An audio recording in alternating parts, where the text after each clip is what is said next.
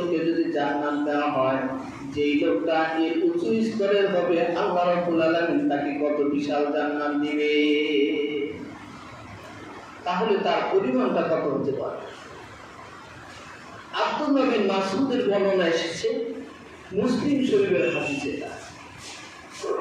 বর্ণনার দিক থেকে দুর্বল হলেও হাদিসটি ফজিলতের দিক থেকে বর্ণনা করা এটা চাই। রাসূলুল্লাহ সাল্লাল্লাহু আলাইহি ওয়াসাল্লাম সাহাবীদেরকে লক্ষ্য করে বলছেন, যেই লোকটি সবার শেষে জান্নাতে যাবে, আল্লাহ রাব্বুল আলামিন তাকে 10টা দুনিয়ার সমান একটা বেহেশত দিবেন। পৃথিবীটা কত বড় হতে পারে? পৃথিবীটা এত বড় যে 50টা চাঁদকে একটা পৃথিবীর মধ্যে রেখে দেওয়া যায়।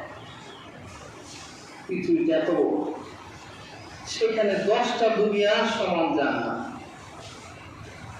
রাসূলুল্লাহ বলেন, যে লোকটা সবার শেষে জান্নাতে যাবে, সেই লোকটাকে আমি চিনি, তার বাবার নাম মার নাম জানি, কিন্তু তোমাদের কাছে প্রকাশ করা হলো না।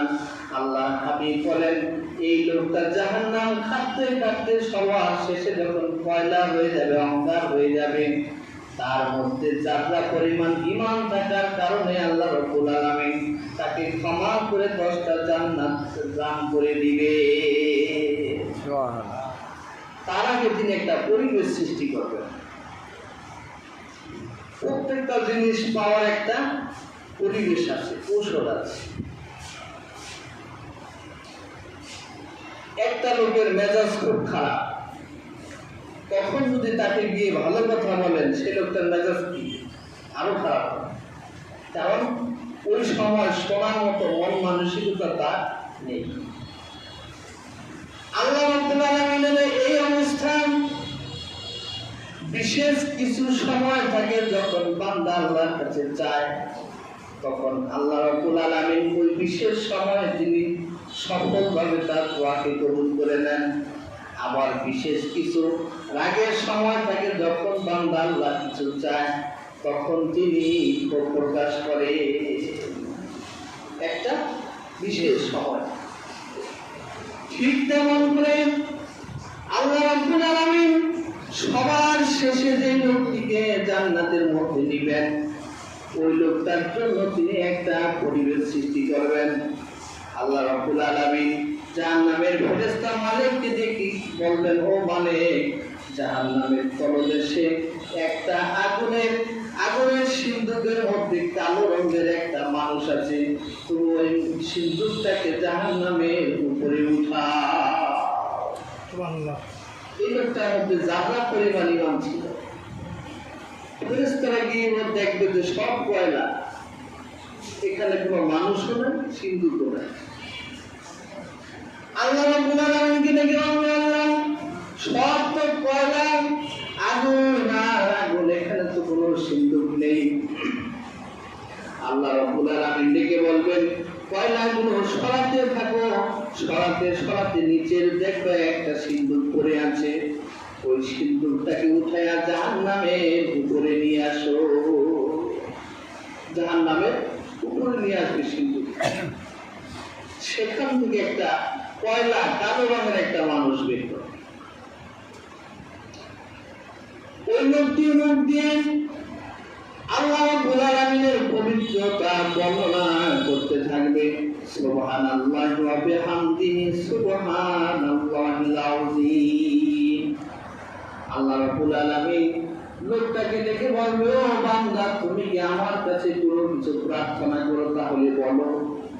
লোকটি বলবে, আল্লাহ, আগুনে পড়তে পড়তে আমি কয়লা হয়ে গেছি, অঙ্গার হয়ে গেছি, এখন আমি এই কয়লার যন্ত্রণা, আগুনের যন্ত্রণা সহ্য করতে পারছি না, আপনি যদি আমার প্রতি দয়া করেন তাহলে আমাকে ক্ষমা করে দেন, আর আমাকে জাহান্নামের থেকে একটু বাইরে নিয়ে যান। সুবহানাল্লাহ। এটা সে আবদার করবে। আল্লাহ রাব্বুল আলামিন কি বলবেন, যাও যাও, আমি তোমার আবদারকে কবুল করে নিলাম, আমি তোমাকে জাহান্নামের দরজার বাইরে আমি তোমাকে অবস্থান দিলাম। ওই লোকটি জাহান্নামের দরজার বাইরে অবস্থান পাওয়ার পরে তার মনের মধ্যে আশা জাগবে, আল্লাহ রাব্বুল আলামিন যেহেতু আমাকে ক্ষমা করেছেন, তিনি ইচ্ছে করলে আমাকে জান্নাত দিতে পারবে। আমি যেহেতু কোনোভাবে জাহান্নাম থেকে মুক্তি পেয়েছি, তাহলে আমি যদি আরেকটু চেষ্টা করি আল্লাহর কাছে, তাহলে তিনি আমাকে জান্নাতও দিতে পারেন।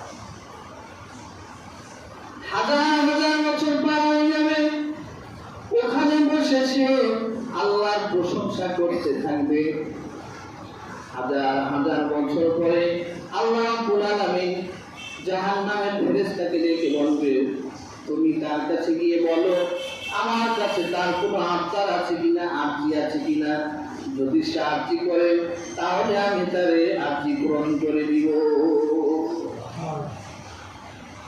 লোকটা ফেরেশতার কাছে, ফেরেশতা লোকটার কাছে গিয়ে বলবে, তোমার কি কোনো কিছু আরজি আছে, শেষ আরজি, কোনো প্রার্থনা আছে? লোকটি বলবে, আমি আল্লাহর কাছে একটি প্রার্থনাই করবো, এরপর আর কোনো প্রার্থনা করবো না, এটা আমার শেষ। কি আরজি আছে বলো? লোকটি ফেরেশতাকে ডেকে বলবে, আল্লাহ রাব্বুল আলামিনের কাছে গিয়ে বলবে, আমি জাহান্নামের মধ্যে জ্বলতে জ্বলতে কয়লা হয়ে গেছি, পড়ে গেছি। মানুষের দুনিয়ার আগুনের চেয়ে 70 গুণ তাপ বিশিষ্ট হচ্ছে জাহান্নামের আগুন। দুনিয়ার আগুন গায়ে লাগে, চামড়ায় লাগে, ফোসকা পড়ে যায়, আর জাহান্নামের আগুন হাত থেকে কলিজা পর্যন্ত লেগে জ্বলতে থাকে।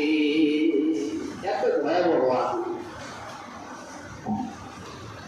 আমি কয়লা হয়ে গেছি, অন্ধকার হয়ে গেছি। আল্লাহ রাব্বুল আলামিনকে গিয়ে বলো, আমি এই যন্ত্রণা থেকে মুক্তি চাই, জাহান্নামের আগুনের যে তাপের যে যন্ত্রণা, এই